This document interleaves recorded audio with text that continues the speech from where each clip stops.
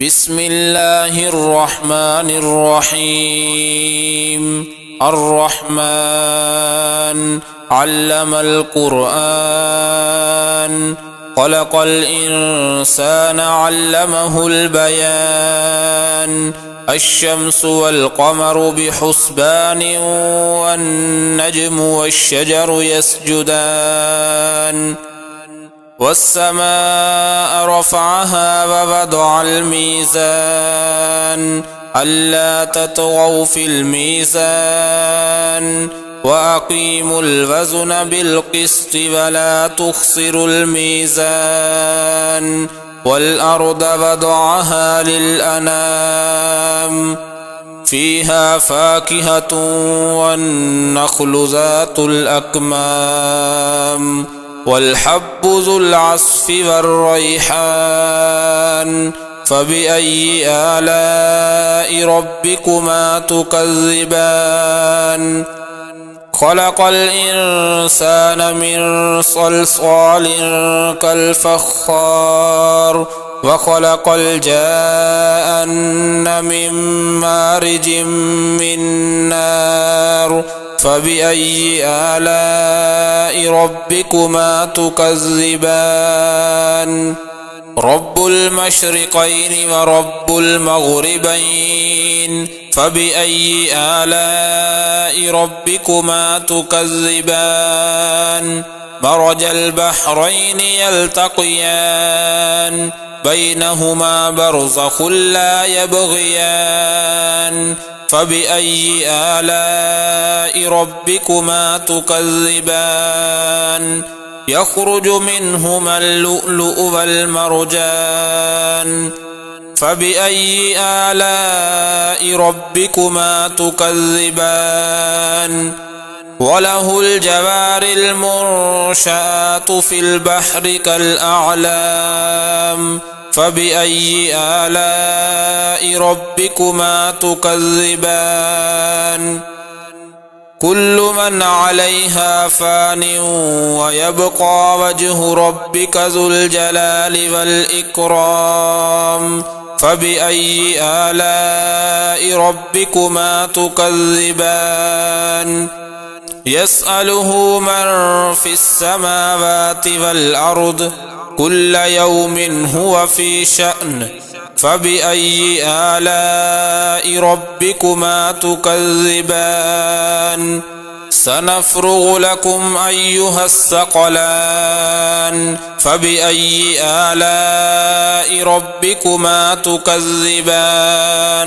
يا معشر الجن والإنس إن استطعتم أن تنفذوا من أقطار السماوات والأرض فانفذوا، لا تنفذون إلا بسلطان.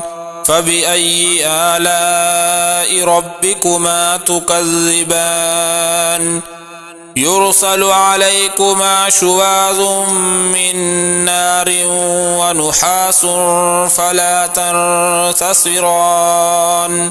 فبأي آلاء ربكما تكذبان؟ فإذا انشقت السماء فكانت وردة كالدهان. فبأي آلاء ربكما تكذبان؟ فيومئذ لا يسأل عن ذنبه إنس ولا جان. فبأي آلاء ربكما تكذبان؟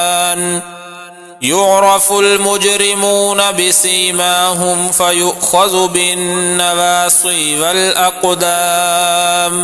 فبأي آلاء ربكما تكذبان؟ هذه جهنم التي يكذب بها المجرمون، يطوفون بينها وبين حميم آن.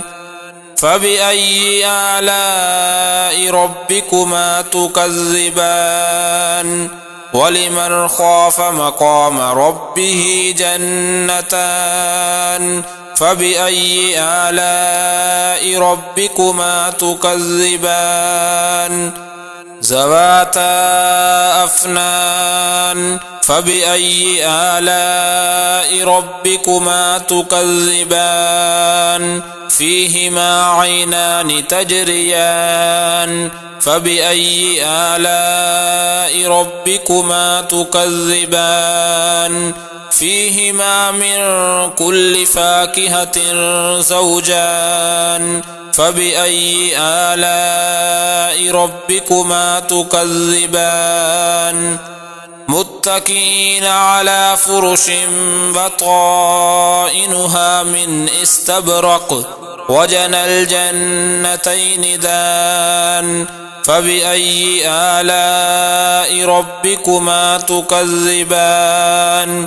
فيهن قاصرات الطرف لم يطمثهن إنس قبلهم ولا جان فبأي آلاء ربكما تكذبان كأنهن الياقوت والمرجان فبأي آلاء ربكما تكذبان هل جزاء الإحسان إلا الإحسان فبأي آلاء ربكما تكذبان ومن دونهما جنتان فبأي آلاء ربكما تكذبان مدهامتان فبأي آلاء ربكما تكذبان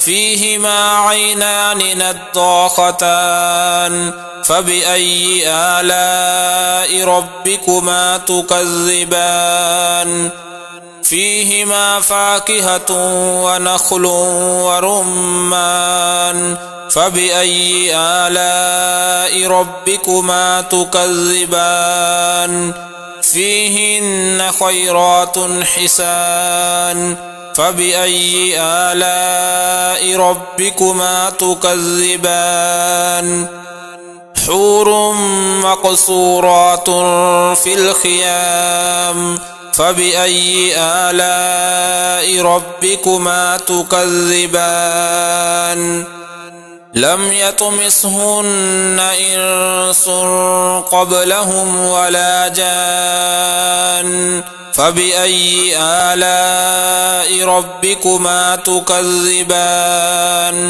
متكئين على رفرف خضر وعبقري حسان فبأي آلاء ربكما تكذبان تبارك اسم ربك ذي الجلال والإكرام